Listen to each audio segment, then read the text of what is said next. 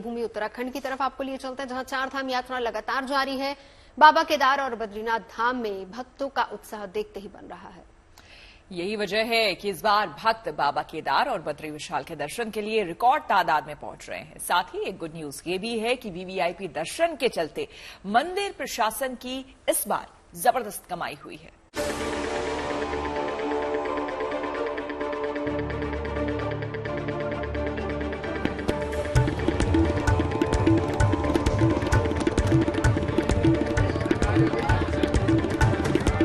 आस्था के मोर्चे पर आई ये गुड न्यूज देवभूमि उत्तराखंड की है।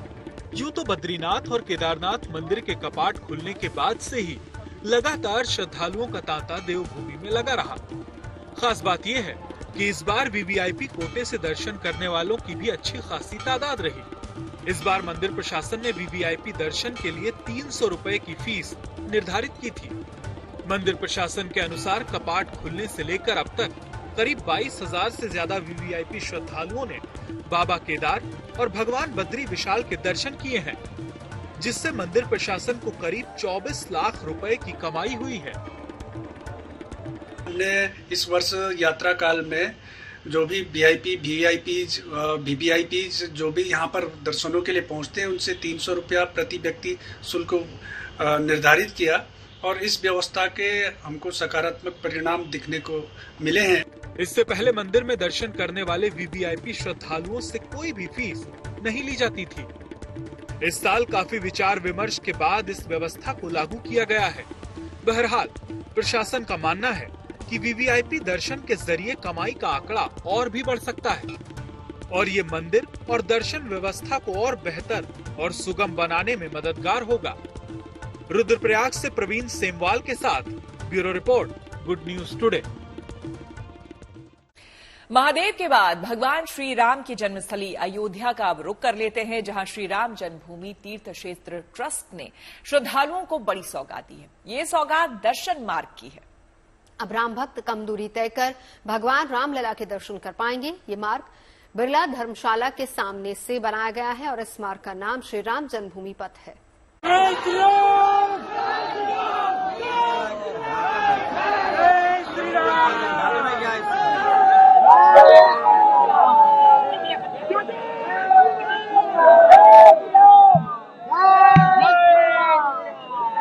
अयोध्या में प्रभु राम के भक्तों पर कुछ यूं फूल बरसाए गए। ये मौका बेहद खास है।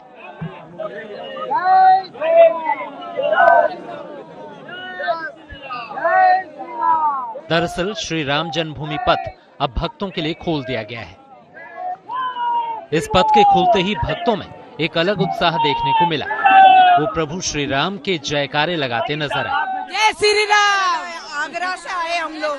आगरा से आए हम आगरा से। पहली बार आई? दिल्ली से आए। जयपुर से।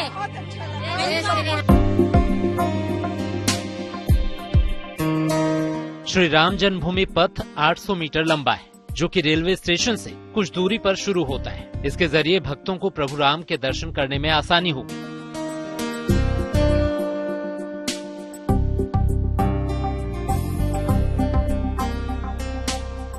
इस नए पथ के शुरू होने से श्रद्धालुओं को करीब आधा किलोमीटर का सफर कम तय करना होगा। दर्शनार्थियों को आधा किलोमीटर दूरी पैदल चलने में कम हो गई और पुलिस के अवरोध भी घट गए। बिरला मंदिर तक आने के लिए, इस सड़क तक आने के लिए प्रशासन की रोक टोक भी कम है। बिरला मंदिर तक सभी लोग अपने वाहनों से आ सकते हैं।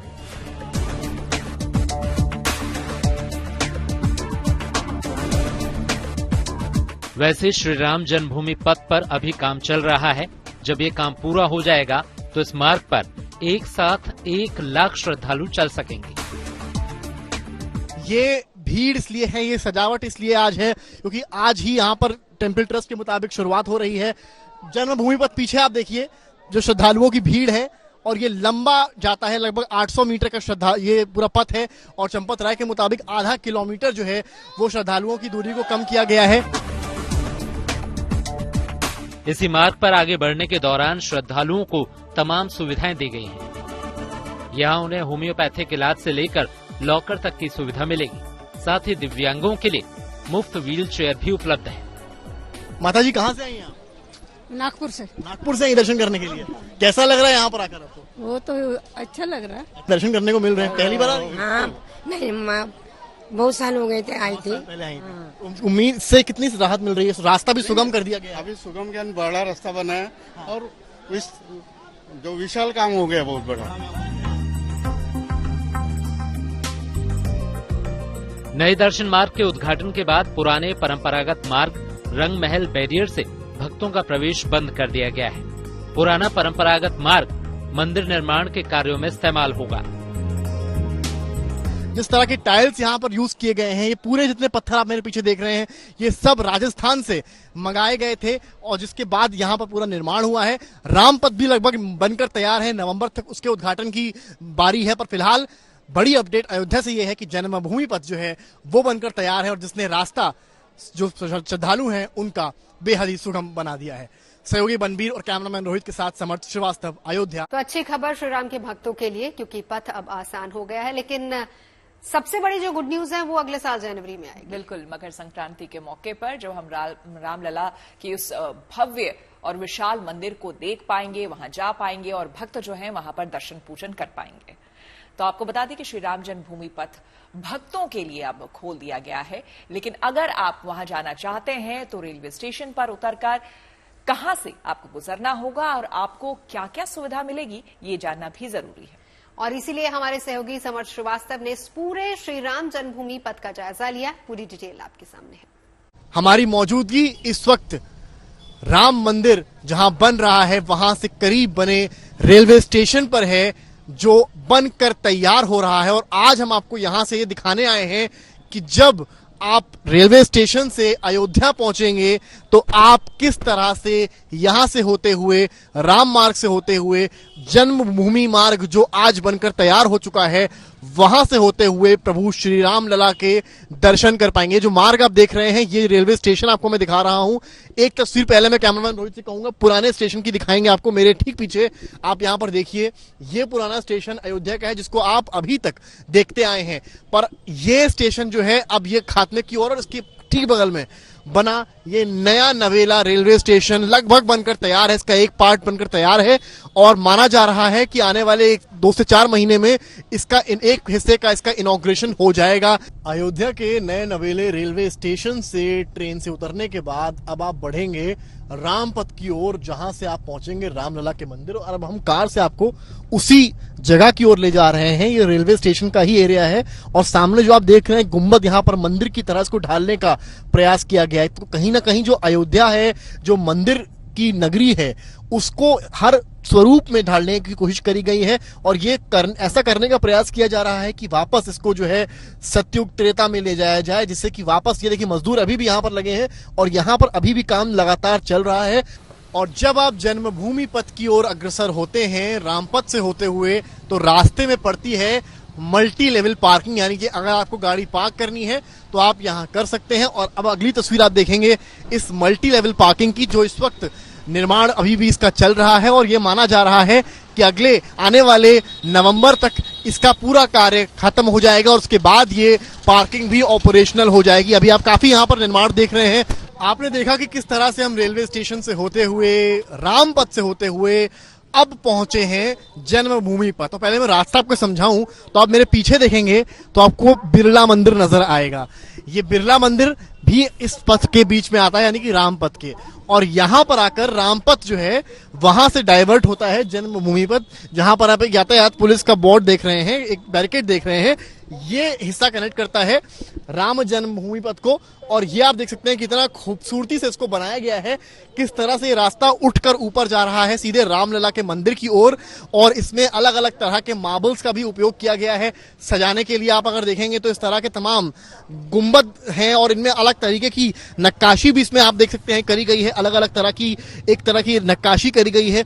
राम जन्मभूमि पथ पर जब हम धीरे धीरे आगे बढ़ते हैं तो इस 800 मीटर के रास्ते में सुंदरता तो है, पर साथ में श्रद्धालुओं के लिए अनेकों सुविधाएं भी दी गई हैं। आपको मैं दिखाऊं, होम्योपैथिक औषधि केंद्र निःशुल्क है, यानी किसी को कोई परेशानी है तो वो यहाँ पर डॉक्टर से ट्रीटमेंट करवा सकता है। कई बार होता है सफर में आप आते हैं, कोई बीमारी लग जाती है तो यहाँ पर होम्योपैथिक डॉक्टर होंगे।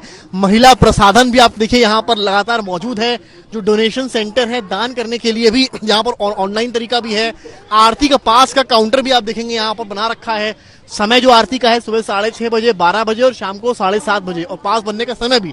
हमारे अयोध्या के सहयोगी बनबीर सिंह इस वक्त हमारे साथ मौजूद हैं। बनबीर, हमारी मौजूदगी इस वक्त जन्म भूमि पथ पर है, जरा बताइए इस जन्मभूमि पथ की क्या खासियत है और श्रद्धालुओं को कितना फायदा मिलने वाला है? देखिए, सबसे पहले तो ये समझ लीजिए कि जो पहले श्रद्धालु आते थे वो हनुमानगढ़ी वाया श्रृंगार हाट बैरियर होते हुए सीधे राम मंदिर पहुंचते थे।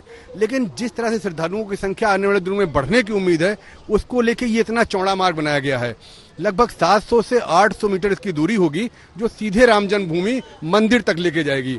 यानी श्रद्धालुओं को जब आने वाले दिनों में जब राम मंदिर की प्राण प्रतिष्ठा के बाद मंदिर खुलेगा तो यही सबसे बड़ा मुख्य मार्ग होगा। आप लोग इस मार्ग से आ रहे हैं, आधा किलोमीटर दूरी पहले से कम हो गई है, कैसे देख रही है? अच्छा, इस मार्ग के आने से कितना सुविधा रहेगी? बहुत सुविधा हो गई है, बहुत अंदर, बहुत जल्दी आ गए इसके अंदर। नहीं, वहाँ से बहुत लंबा घूम के आना पड़ता था, काफी टाइम लग जाता था, 1-1 डेढ़ घंटे लगते थे। अभी सही है? हाँ, बहुत अच्छा है। आनंद आ रहा है हमको बाबा देव, और क्या कब पहुँच गए पता ही नहीं चला हमको। हाँ, पहले तो घूम के चलते, पैर जलते थे, अब तो ठंडे ठंडे रास्ते से आए बड़े। तो अब हम आखिरकार पहुंच चुके हैं जन्मभूमि पथ के उस छोर पर जहां से वो जुड़ता है भगवान रामलला के मंदिर को। पथ दिखाने से पहले दर्शन में करवाऊंगा आपको राम मंदिर के। आप जो तस्वीर यहां से देखेंगे, आपको यहां पर राम मंदिर, निर्माणाधीन रामलला का मंदिर नजर आएगा और तमाम श्रद्धालु यहां से आपको जाते हुए भी नजर आएंगे। अब एक ऐसी खबर जिसे सुनकर आपका हैरान होना लाजमी है। आपको बता दें, अक्सर लोग खुद को सुंदर बनाने के लिए अलग अलग तरह की सर्जरी कराते हैं। ऑपरेशन के जरिए पुरुष से महिला और महिला से पुरुष बनने का विकल्प भी आज मौजूद है। भाई, सबका अपना अपना सपना होता है, लेकिन मैं इस एक्टर की तरह दिखूं या फिर उस एक्टर की तरह दिखूं, या फिर हमारी पर्सनालिटी कुछ ऐसी नहीं चाहिए, लेकिन क्या किसी शख्स की ख्वाहिश डॉग बनने की हो सकती है? ये सवाल बहुत अटपटा सा लग सकता है, लेकिन ऐसा हुआ है। किस शख्स के साथ हुआ और उसके लिए उसने कितने पैसे खर्च किए हैं, वो देखिए।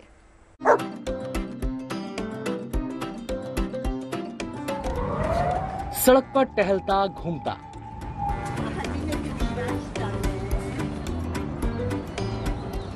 सड़क से गुजरते लोगों से सहमता और दूसरे डॉग्स के साथ खेलता, ये एक बेहद खास डॉग है।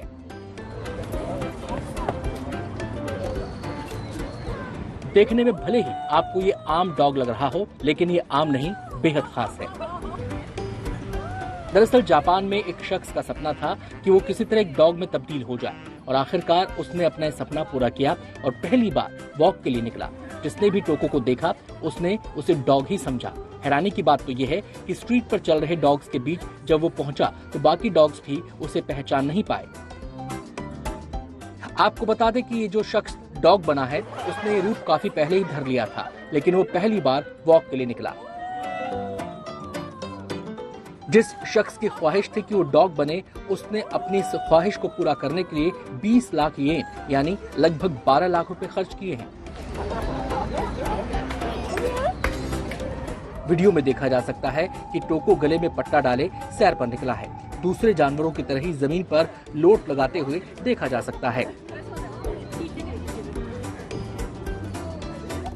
इस मॉडल को कुली कुत्ते के तर्ज पर तैयार किया गया है, जो पूरी तरह से असली दिखता है और 4 पैर पर चलता है। दरअसल जापानी कंपनी जेपेट, जो टीवी विज्ञापनों और फिल्मों के लिए पोशाक बनाती है, उसने आदमी के लिए 3D इमेजिंग के जरिए डॉग की पोशाक बनाई और उसे तैयार करने में 40 दिन लगे। ये कंपनी मूर्तियां, बॉडी सूट और 3D मॉडल बनाने में माहिर है। Bureau report, good news today. तो डॉग बनने की अनोखी ख्वाहिश के बारे में तो आपने जान लिया। अब एक ऐसी कहानी जो किसी मिसाल से कम नहीं है। बात करते हैं उस महिला की जिसने नारी शक्ति के हौसले को नए पंख दिए हैं। बिल्कुल, वक्त और हालात के आगे खुद फिर से खड़ा करके जिंदगी के सफर पर निकलना आसान नहीं होता है, लेकिन शबनम नाम की महिला ने ये कर दिखाया है। देखिए शबनम की इसी हौसले की कहानी।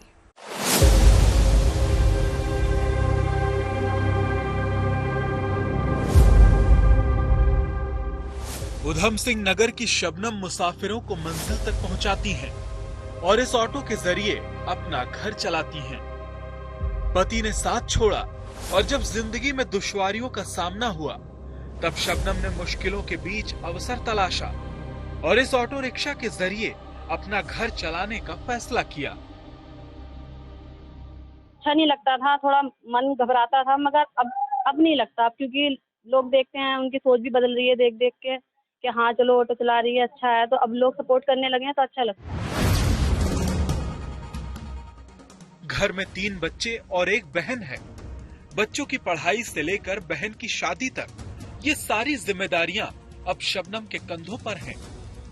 यही वजह है कि शबनम एक पिता के कर्तव्य से लेकर मां की ममता तक सभी जिम्मेदारियों को बेजोड़ हौसले के साथ बखूबी निभा रही हैं। कहीं भी कोई भी काम करो परेशानियां आती हैं, पर ये है कितनी भी चाहे परेशानी आ जाए मगर पीछे नहीं हटना चाहिए, आगे बढ़ना चाहिए। आज देश में महिलाएं हर क्षेत्र में बढ़ चढ़ कर हिस्सा ले रही हैं। फिर चाहे हवाई जहाज उड़ाना हो, ट्रेन चलाना हो या फिर देश की सीमाओं की सुरक्षा करनी हो, आत्मनिर्भर शबनम का ये संकल्प और इच्छा शक्ति ऐसी ही बानगी पेश करती है कि आज की महिला रुकना नहीं जानती, थमना नहीं जानती। उसे मुश्किलों के बीच रास्ता तलाशना आता है, नई पहचान बनाना आता है। उधम सिंह नगर से रमेश चंद्रा के साथ bureau report, good news today. और आइए अब बात कर लेते हैं गुजरात के जूनागढ़ की। आपको बता दें कि यहां पर एक एसपी के ट्रांसफर की खबर जब लोगों को मिली तो भव्य अंदाज में लोगों ने अपने पसंदीदा अधिकारी की विदाई दी। जूनागढ़ में बतौर एसपी रवि वासम की करीब 3 साल से तैनाती थी, लेकिन अब उन्हें गांधीनगर भेजा गया है। अपने 3 साल के कार्यकाल के दौरान एसपी रवि तेजा लोगों के बीच कितने लोकप्रिय रहे, वो ये तस्वीरें खुद ब खुद बयां कर रही हैं।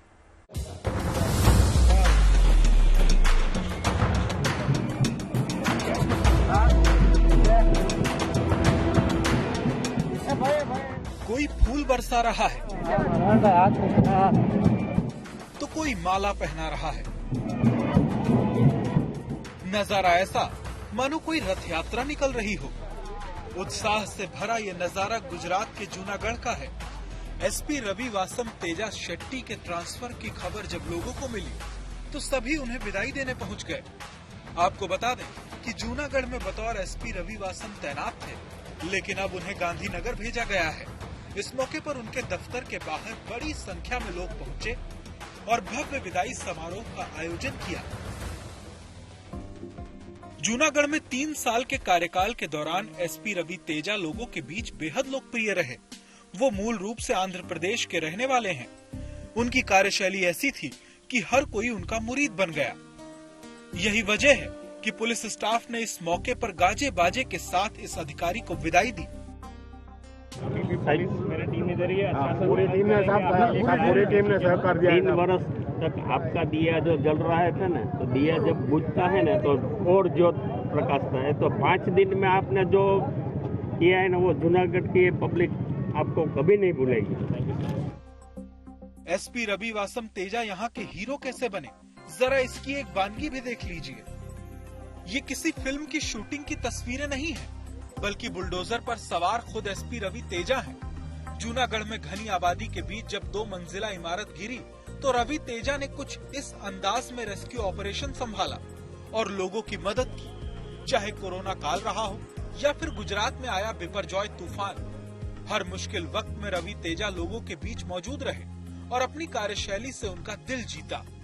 यही नतीजा है कि उनके तबादले के बाद पूरा शहर इस अंदाज में अपने प्रिय अधिकारी को विदा देने उमड़ पड़ा। जूनागढ़ से भार्गवी जोशी के साथ bureau report, good news today. और सैर कराते हैं गुजरात का हिल स्टेशन माने जाने वाले डांग जिले की, और इस जिले की प्राकृतिक खूबसूरती के क्या कहने।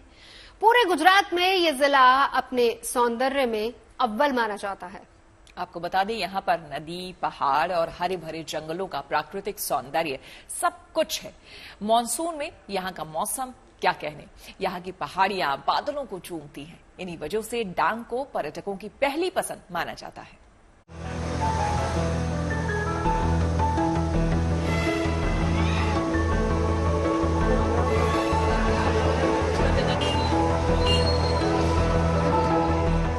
खूबसूरत वाटरफॉल्स और हरे भरे घने जंगल, नदियों, पहाड़ों और जंगलों के लिए जाना जाने वाला गुजरात का डांग जिला बारिश के मौसम में और भी ज्यादा मनमोहक हो जाता है।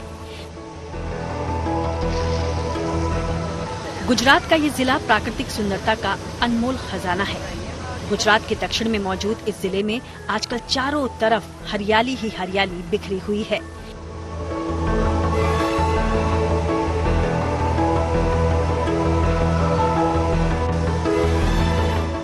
मानसून की बारिश से गुजरात के डांग में एक बार फिर प्राकृतिक खूबसूरती बिखरी है। अच्छी बारिश से गिरा वाटरफॉल का नजारा अद्भुत हो गया है। इस वाटरफॉल का नजारा देखने के लिए पर्यटक काफी संख्या में यहाँ पहुँच रहे हैं। सर, इसे हूँ यहाँ का एटमॉस्फेयर बहुत ब्यूटीफुल है। ये मॉनसून सीजन में अगर यहाँ पे आप आएंगे तो बहुत अच्छा लगेगा आपको। और ये एक ऐसा एटमॉस्फेयर है, यहाँ पे देखो, आप देख सकते हो कि फॉग भी कितना अच्छा है और यहाँ का मौसम भी बहुत अच्छा है। तो हम लोग तो बहुत एंजॉय कर रहे हैं आज। मानसून सीजन शुरू होने के साथ ही यहाँ पर सैलानियों की भीड़ बढ़ने लगी है। बारिश की फुहारों के बीच सैलानी यहाँ पर बोटिंग का भी मजा लेने के लिए आ रहे हैं और अनोखा टूरिस्ट डेस्टिनेशन भी बता रहे हैं। सापुतारा तो गुजरात का चेरापूंजी है। यहाँ पे हर साल हम लोग आते हैं मानसून के सीजन में। यहाँ का वेदर इतना मस्त होता है ना कि एक बार तो साल में आना ही चाहिए हर एक गुजरातियों को, गुजरात के रहने वाले को और आजू बाजू महाराष्ट्र के रहने वाले को, राजस्थान से कोई भी। यहाँ का गुजरात का सबसे बेस्ट प्लेस है ये हिल स्टेशन। डांग जिले के सापुतारा में सैलानियों की भीड़ बढ़ने से दुकानदार भी काफी खुश हैं। उनका कारोबार चमकने लगा है। वो इसकी वजह भी मौसम को बता रहे हैं। टूरिस्ट की क्या हालत है? अभी आज से ही 30 जुलाई से ही मानसून फेस्टिवल स्टार्ट हुआ है। तो सापुतारा का जो एटमॉस्फेयर भी बहुत बढ़िया है और टूरिस्ट का आना भी बढ़ गया है और ओवरलोडेड क्राउड अभी है। डांग को गुजरात का हिल स्टेशन कहा जाता है क्योंकि डांग जिला नैसर्गिक खूबसूरती में पूरे गुजरात में पहले स्थान पर है। यहाँ नदी, पहाड़ और हरे भरे जंगलों का प्राकृतिक सौंदर्य सब कुछ है। मानसून में यहाँ की पहाड़ियाँ बादलों को चूमती हैं। ऐसे में डांग पर्यटकों की पहली पसंद माना जाता है। Bureau report, good news today. देखिए, आप किसी भी शहर में रहे और कहीं की भी चाय पिए, लेकिन हमारे साथ वाली चाय और खबरें उसकी बात ही अलग है। वो इसलिए क्योंकि चाय का मजा ना सबके साथ आता है और साथ आपको मिलता है गुड न्यूज टुडे पर शाम 5 बजे चाय पर चर्चा में। तो कल वाली चाय पीने साथ आइएगा 5 बजे।